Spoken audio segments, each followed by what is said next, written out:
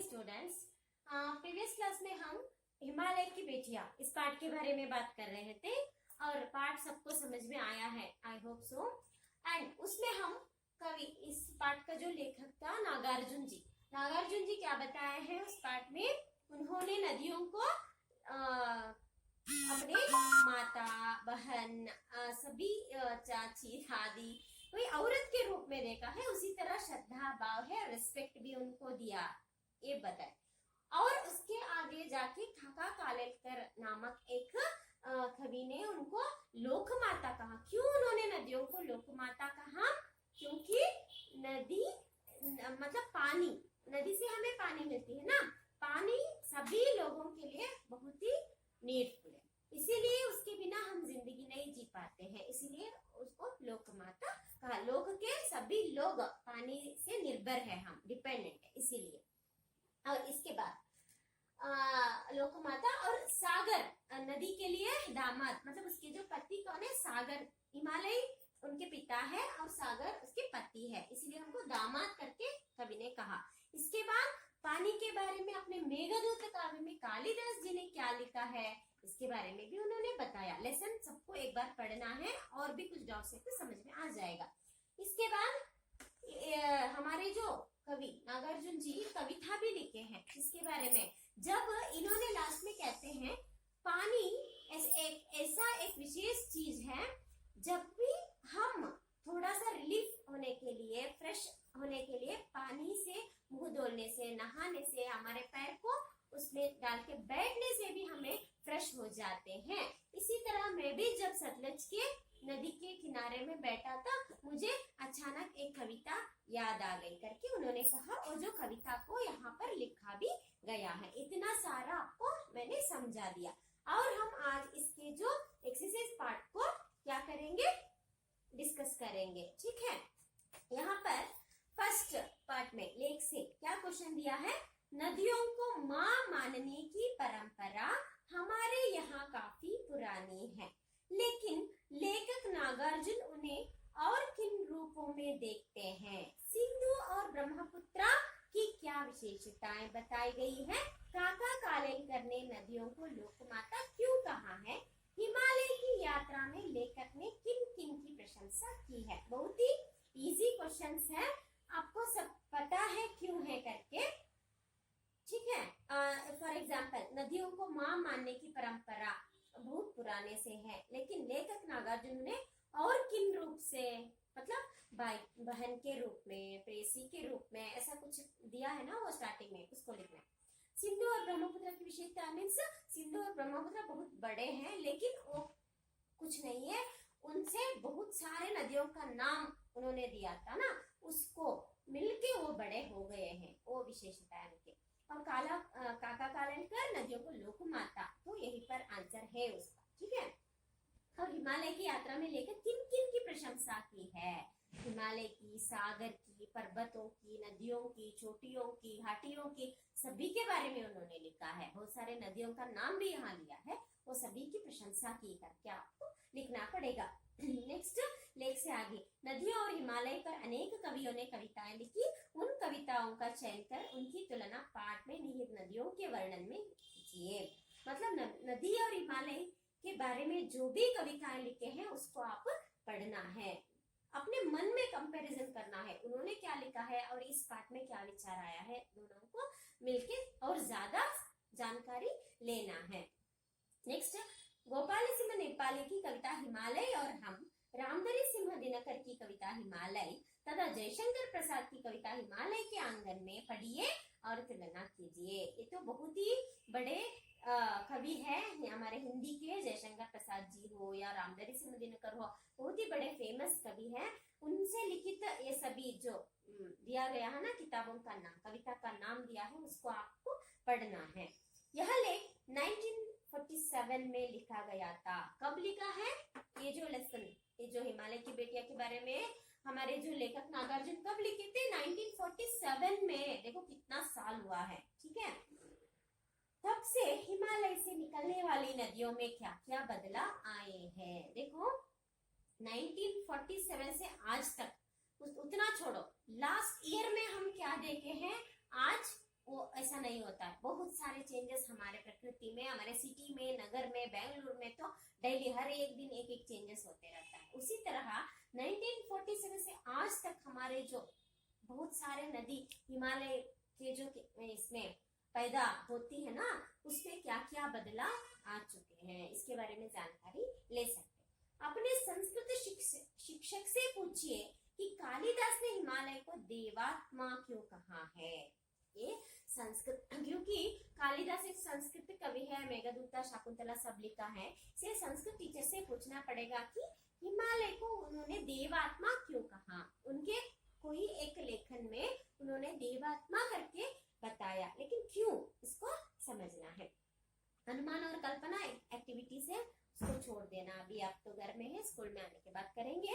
और भाषा की बात, ये तो बहुत ही इंपॉर्टेंट है, ग्रामर पार्ट है। भाषा की बात में क्या दिया गया है यहाँ पर देखो, बहुत ही इंपॉर्टेंट है भाषा की बात में। आज आप सुनिए एक ऐसे फॉलोइंग है यहाँ पर, वर्ब मतलब विशेषण और विशेष संज्ञा कैसे मैच कर सकते हैं, इसके बारे में दिया है। और समास के बारे में, द्वंद्व समास में तो बहुत सारे टाइप है, वो तो पहले से समास क्या है, कितने वेद है, डिटेल में हम ग्रामर में पढ़ा सकते हैं, लेकिन इसमें सिर्फ एक समास के बारे में बताया है, वो है द्वंद्व समास। और द्वंद्व समास में क्या होता है मैं आपको बताऊंगी। इसके बाद ये देखो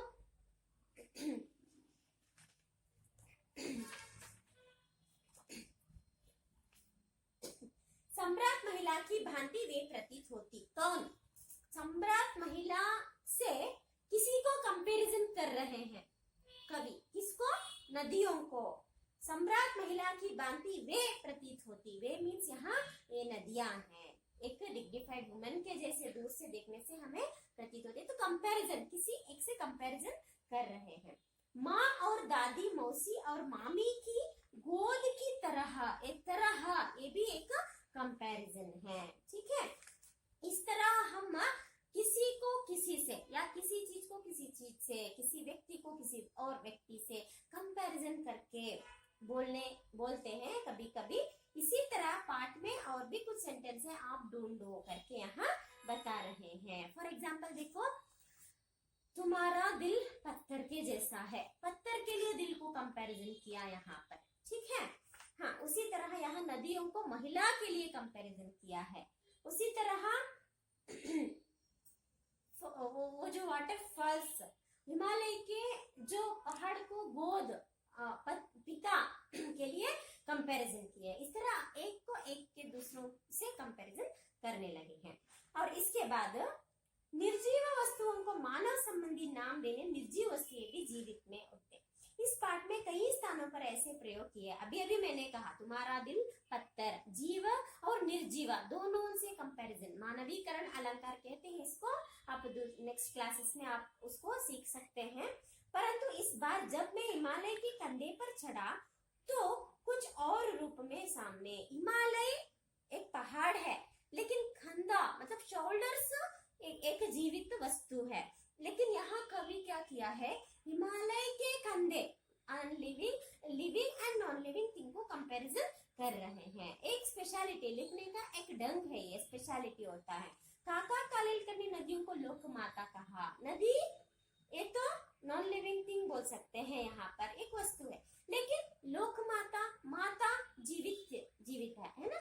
इसी तरह इसको कंपैरिजन कर दिया है। इस तरह हम जिंदगी में बहुत सारे कंपैरिजन करते हैं।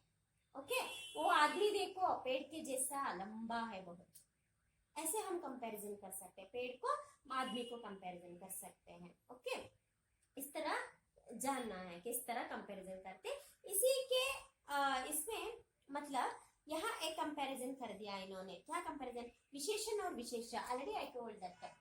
क्या है विशेषण और विशेषण कंपैरिजन, मैच द फॉलोइंग किया है यहाँ पर। सम्राट पार्ट में क्या दिया है, सम्राट महिला कंपैरिजन है। और चंचल नदियां, समतल मैदान, घना जंगल, मूसलाधार वर्षा, इसे कंपैरिजन उन्होंने किया है। एंड नेक्स्ट द्वंद्व समास के बारे में मैं थोड़ा आपको बताऊंगी। मैं आपको एसएलए में सभी नोट्स भेजूंगी, आज जस्ट एक्सप्लेनेशन आपको सुनना है। Concentrate here. द्वंद्व समास समास मीन्स क्या होता है? द्वंद्व मीन्स जॉइनिंग, संघर्ष होता है, यहाँ दोनों जुड़ता है। क्या है कि एक शब्द दूसरे शब्द, दो अलग अलग शब्द मिलकर एक शब्द बन जाता है। फॉर एग्जाम्पल राजा, राजा और रानी, राजा और रानी दो शब्द है, दोनों मिलके क्या हुआ? राजा रानी एक ही शब्द बन गया है। इसको हम कहते हैं द्वंद्व समास। मतलब ये भी एक शब्द है, ये भी मीनिंगफुल है, ये भी मीनिंगफुल है, दोनों मिलके एक शब्द बन गया, ये भी मीनिंगफुल शब्द हो गया है, राजा रानी। इस तरह शब्द को हम क्या बोलते हैं? द्वंद्व समास। द्वंद्व जुड़ा है दोनों। और ये दो और के बदले में यहाँ पर क्या हमने ये सिंबल डाला है, ये सिंबल को हम कहते हैं सामासिक चिन्ह। जस्ट ये सिंबल सिर्फ द्वंद्व समास में ही आता है और किसी में नहीं आता है। ठीक है, समास में बहुत सारे हैं, तत्पुरुषा, कर्मधारय, बहुव्रीहि, अलग अलग समास है। उसमें ये द्वंद्व समास में ये सामासिक चिन्ह कहते हैं। मतलब और के बदले में हम ये चिन्ह डालकर शब्द को एक करते हैं, जो दो शब्द को एक बनाया। इसी तरह माता पिता, भाई बहन, पेड़ पौधे, ओके, बहुत सारे शब्द को इस तरह हम लिख सकते हैं। मैं इसको आपको नोट्स में भेजूंगी। इसके बाद द्वंद्व समास हो गया। और यहाँ कुछ शब्द हैं, उसको हम क्या बोलते हैं? सार्थक शब्द कहते हैं। सार्थक शब्द, सार्थक शब्द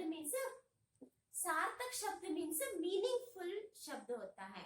फॉर एग्जाम्पल एक शब्द को हम उल्टा लिखते हैं। उल्टा लिखना मीन्स यहाँ नदी है, नदी मीनिंगफुल वर्ड है, इसको हम उल्टा लिखने से क्या हो गया? पहले दी लिखते हैं, बाद में न होता है, नदी दीना, उल्टा हो गया। सेम वर्ड है लेकिन उल्टा लिखते हैं, इसको हम बोलते हैं सार्थक शब्द। मतलब नदी बोलते ही मीनिंगफुल होता है, दीन कहते ही मीनिंगफुल हुआ है। इसी तरह बहुत सारे वर्ड होता है, वो कौन कौन सा हम आपको भेजेंगे। ठीक है, फॉर एग्जाम्पल राम, राम, राम शब्द है, इसको उल्टा लिखने से क्या हो गया? मरा, मरा हो गया। समझ में आ गया? एंड राधा, राधा क्या हो गया? धारा हो गया, धारा। राधा मीन्स लड़की का नाम है, उल्टा लिखने से धारा हो गया। धारा मीन्स पानी का जो फ्लो होता है वो है। इस तरह जो भी शब्द को उल्टा लिखने से फिर मीनिंगफुल वर्ड बनता है ना, वैसे शब्द को हम कहते हैं सार्थक शब्द। अंडरस्टैंड? इसके बाद देखो यहाँ पर ये जो पाठ दिया है, बहुत सारे काल के अनुसार, टाइम के अनुसार बहुत सारे शहर और नदी, पहाड़, गांव, इसका नाम बदलते जाएगा, बदलता है। फॉर एग्जाम्पल बेंगलुरु को पहले हम बेंदाकालुरु कहते थे, शिवमोग्गा को सिहिमोगे कहते थे, भद्रावती को हम बेंकीपुरा कहते थे। इस तरह जैसे नाम चेंजेस हो गया है, बीजापुर अभी विजयपुरा हो गया है। ओके, इस तरह बहुत सारा नेम चेंज। फॉर एग्जाम्पल अभी अफगानिस्तान जो है वो महाभारत में उसको गांधार देश कहते थे, गांधार देश अभी अफगानिस्तान बन गया। इस तरह हमारे कालक्रमेण हमारे में बहुत सारा ऐसे चेंजेस आता है। उसी तरह यहाँ पर भी नदियों का नाम चेंज हो गया।